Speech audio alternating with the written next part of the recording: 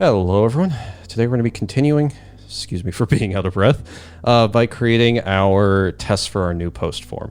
So we'll say, for our post form in general. Post form component needs some tests. And then in here we'll just do something like, I don't know, it already has coverage, but if something changes outside of the scope of its two parent components while it's being used by a third, how do we cover it? Right, so like the basic issue I have with this, and this is one of those cases where, you know, you have the code coverage already, technically, where this is being covered right here. It's already got 100% code coverage, but because it doesn't have like its own dedicated tests, this can be fine, but there can be cases where you might not have this tested as well as you would like as this component expands.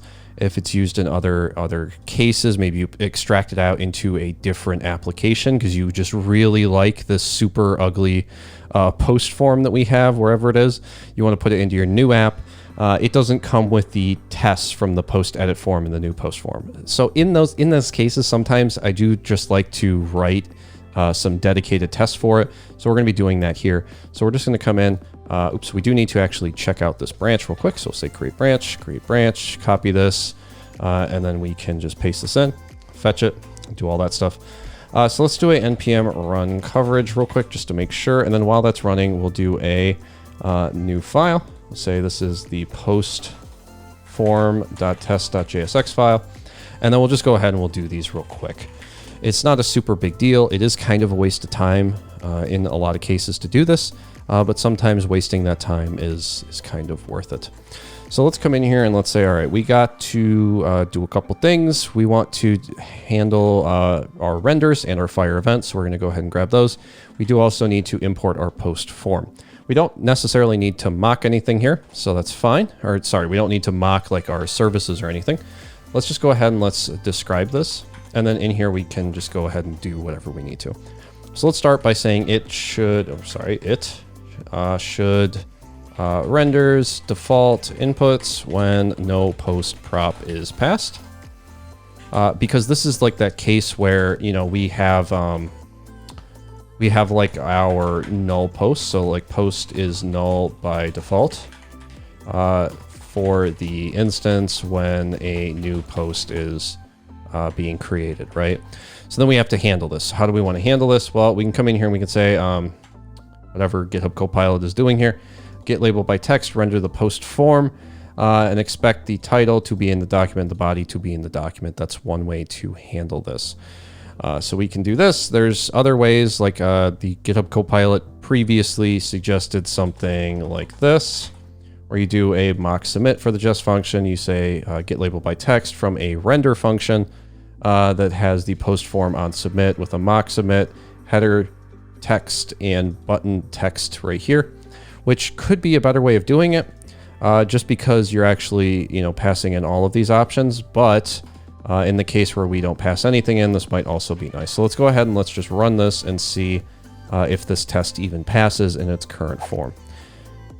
And we can see here the header text is marked as required in post form, but its value is undefined. So in this case, the behavior has changed from the post form that I have here and the post form that I had in my notes, where I didn't have these marked as required.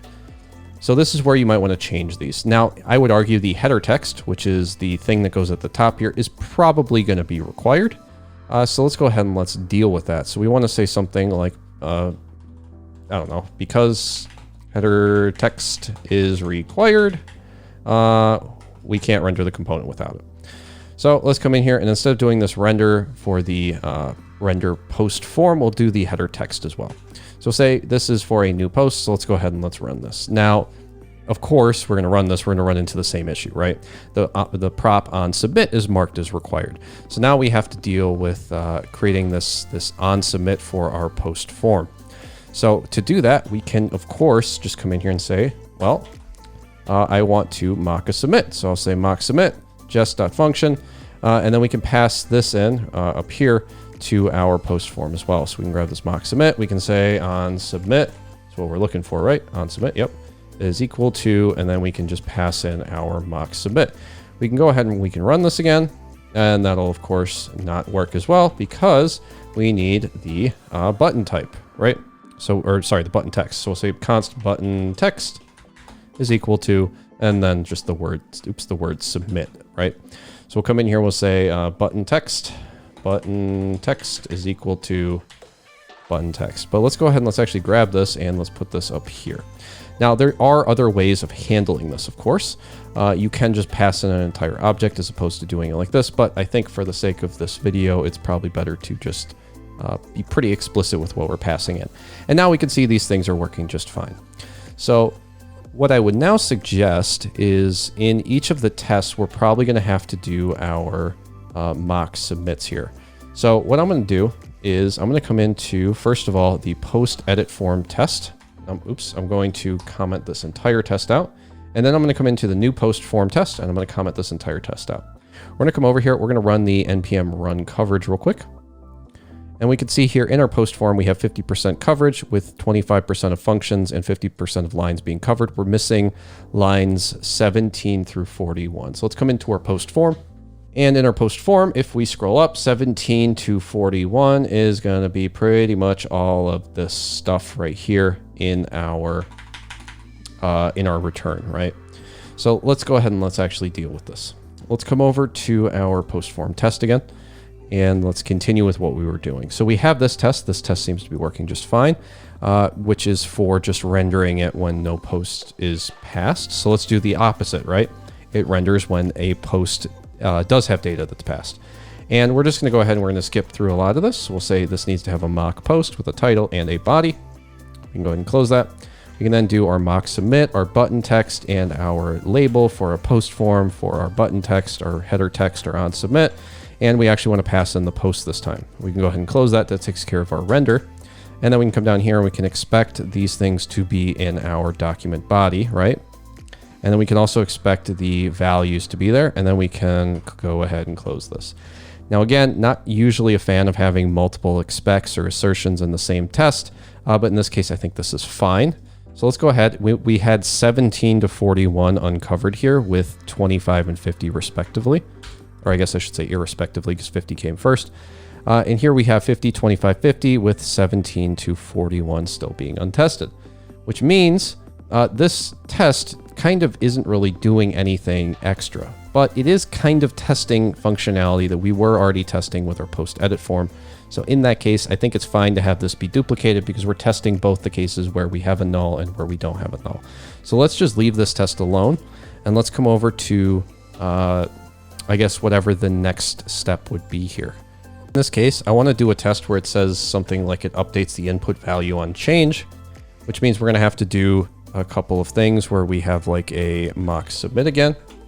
We're going to need to have our button text and our header text, const header text is equal to whatever we want. And then let's do our render where we pass these in. Now what we'll do is we'll come in here and we'll say, all right, I want to grab the title input. And then I want to grab, or I want to do a fire event dot change for the title input where we change the value to be test post. After we do that, I then want to expect the title input value to be test post, which means I'm actually going to change this to new title and set the, if I could spell new title is equal to test post. And then I want to grab this and I want to put this in here for this value. And I want to put this in here for the to be. And then I want to come in here and I want to close these. You can then go ahead and run this test independently. You can see if this passes. It looks like it does. Let's come over to our terminal. Let's run our npm run coverage just to make sure that this is still passing. Now we can see here we got 62.5. We do have, I mean, these two tests are failing because we don't have anything in them now. But now we're only missing 17 to 18 and line 41, which is pretty good. So let's come over to our post form. Let's look at what 17 to 18 are. Those are actually submitting the post or submitting the form. So let's come in here and let's say it calls on submit with the form data when submitted. We can just let GitHub Copilot do most of this probably. This shouldn't be terribly difficult for it to figure out. So let's go ahead and let's just Continue to do this line by line because for some reason it's deciding to treat us to a line by line recital today. We can change the title and the body. We can fire the event changes.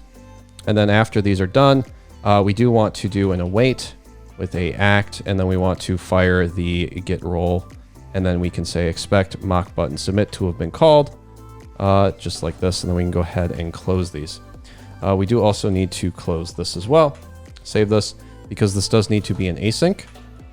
We can do that. And now our act is going to fail because we do need to import the act as well. So let's go ahead and let's import act as well. And then we can come in here and we can go ahead and we can run this test. And you can already guess what's about to happen. This test will pass. And now if we come over here, we can run our npm run coverage. We can hopefully see we now have 100% code coverage because we're going in there. So this is handling a lot. Kind of probably should, abstract this out as well so it's not being done in multiple places. I think this is fine. Now, the only other thing I would say is this render could probably be extracted because it is being used in 4 different functions, and in 3 of them, it's the same thing, I believe. Yeah, 3 of them are just the regular on submits, and 1 is with the post. But we're going to go ahead and we're going to leave it like this because we do already have 2 tests that are doing this. So this isn't like this is like a mission critical test, but this should be fine. Let's go ahead and let's do a get status to see what we changed. We only changed the post form, or it's the post form test. So let's do a get add dot, get commit -m. We'll say, I don't know, like created redundant tests because, I don't know. And then we'll push that up, get push. Come over to our GitHub repo again, come over to our code. We'll compare and pull request. We can create the pull request. Let's check our files change just to make sure that we only change this one file, which it looks like we did. And then we can come in here and we can merge this PR and we can be done for the week. So that's going to handle hopefully all of our code coverage, right? At this point we have, we've got 8 test suites that we're running. We've got 100% code coverage. I think we're doing pretty good here with 35 tests. In the future videos, we are going to start looking at some of the other Rails specific stuff we can do. First one I'm really interested in looking at is doing like a file upload type thing with active storage. And then we can take a look at testing that, as well as testing some of the Rails behavior that we're not currently doing. Because if we cd out of here to our video and run a Rails test, I don't think we actually updated our tests after we changed the URL path.